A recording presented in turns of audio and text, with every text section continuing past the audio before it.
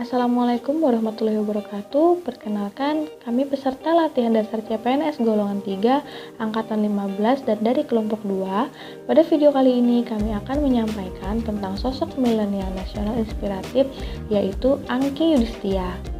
Sebelumnya, perkenalkan terlebih dahulu anggota kelompok kami. Yang pertama saya sendiri, Diah Puji Rahayu. Yang kedua, Najmi Fahrina. Yang ketiga, Zakia. Yang keempat, Tabiatul Adawiyah, dan yang kelima, Nurina Tursina. Sebelum kita membahas lebih jauh tentang sosok Angky Yudhistia, marilah kita lihat tayangan berikut ini. Untuk membantu kerja Presiden, Joko Widodo mengangkat 7 pemuda-pemudi dari berbagai latar belakang untuk menjadi inovator dalam menahkodai pemerintahan selama 5 tahun ke depan.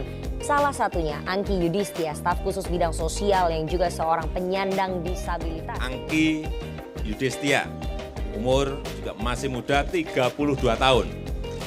Angky adalah anak muda penyandang disabilitas yang aktif bergerak di sosiopreneur melalui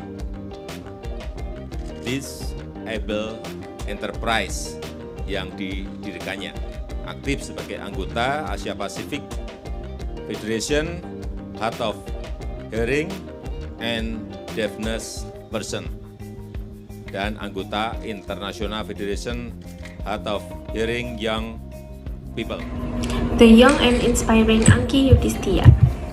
Angky lahir di Medan pada tanggal 5 Mei 1987. Angky Yudhistia ialah salah satu dari 3 perwakilan milenial perempuan yang dipercaya bergabung sebagai anggota staf khusus Presiden. Angky salah satu sosok yang membuktikan keterbatasan bukanlah halangan besar. Ia tetap bermimpi meraih kesuksesan dan bermanfaat bagi orang lain, khususnya kaum disabilitas.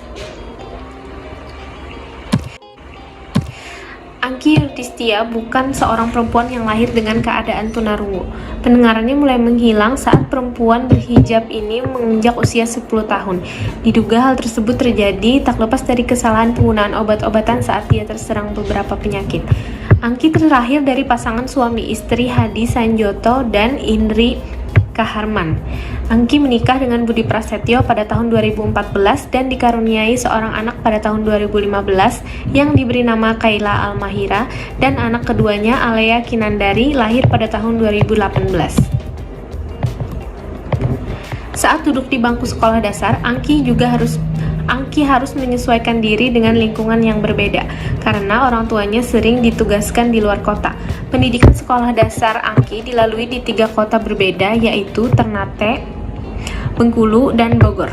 Barulah setelah orang tuanya menetap, SMP dan SMA Angky di Bogor, yaitu tahun 1999 sampai 2002 SMP, 2002 sampai 2005 SMA Negeri 2 Bogor. Kemudian Angky memutuskan untuk melanjutkan ke bangku kuliah pada tahun 2005 sampai 2010.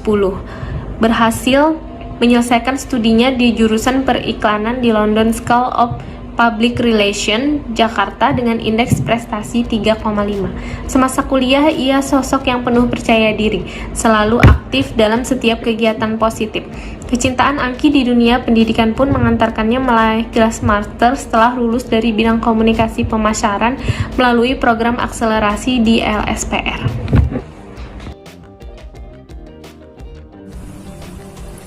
Terima kasih. Saya akan menjelaskan tentang perjalanan karir Angky Yudhistia beserta prestasinya. Pada tahun 2008, Angky Yudhistia mengikuti ajang Abang None Jakarta dan menjadi finalis perwakilan daerah Jakarta Barat. Kemudian Angky Yudhistia juga mendapatkan penghargaan sebagai The Most Fearless Female Cosmopolitan 2008. Setelah itu, tahun 2011, Angky mengeluarkan buku berjudul Perempuan Tunarungu Menembus Tanpa Batas. Dan masih di tahun 2011 itu, perempuan yang aktif berkegiatan di Yayasan Tunarungu Sehgira sejak tahun 2009 itu kemudian mendirikan sebuah perusahaan bernama Disable Enterprise. Sampai dengan sekarang, perusahaannya itu berkembang menjadi sebuah grup yang membawahi Tisabel Foundation, Tisabel Recruitment, dan Tisabel Digital.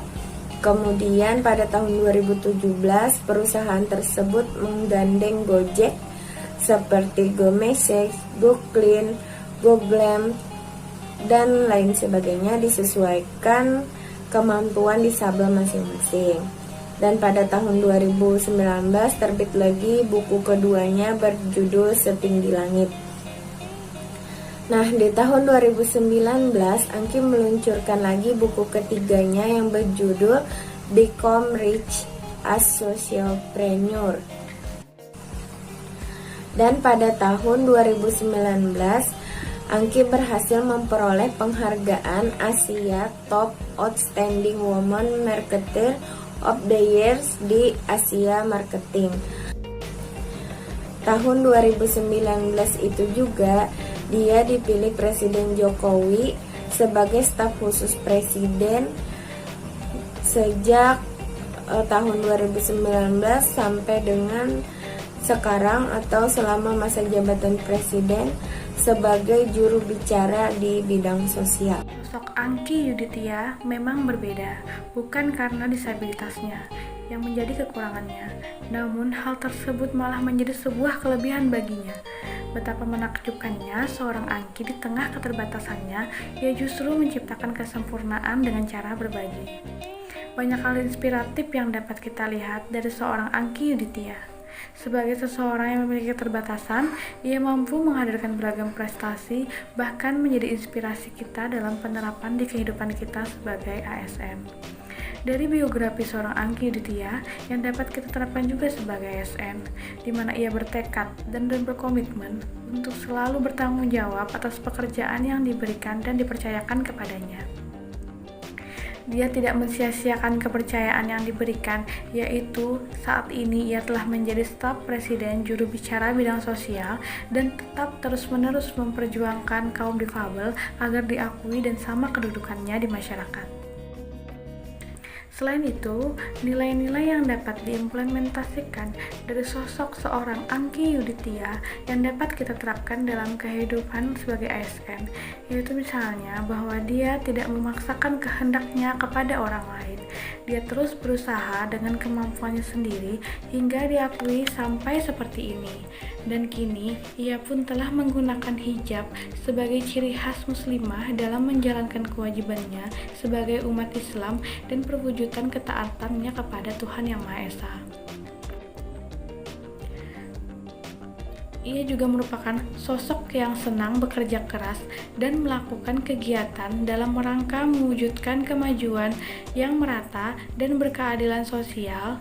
Maka ia membentuk perusahaan Disable Enterprise untuk memberikan kesempatan dan lapangan pekerjaan bagi kaum difabel agar mampu membangkitkan perekonomian dan mampu menyalurkan karya bagi kaum difabel. Nah, menurutnya, sudah waktunya disabilitas bukan menjadi kelompok minoritas, tetapi dianggap setara.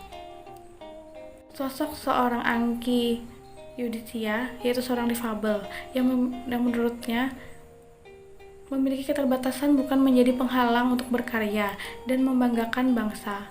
Yang terpenting adalah tekad dan kemauan yang kuat untuk bangkit dan berusaha. Berikutnya adalah komitmen aktualisasi ASN. Kami sebagai ASN mempunyai tugas sebagai pelaksana kebijakan publik, pelayan publik, dan perekat dan pemersatu bangsa. Kami berkomitmen selalu menjaga sikap tengah rasa, tidak semena-mena terhadap sesama, menjunjung tinggi nilai kemanusiaan, gemar melakukan kegiatan kemanusiaan, dan mengakui persamaan derajat, seperti yang dilakukan oleh Angki Yuditya sebagai tokoh nasionalis milenial ini.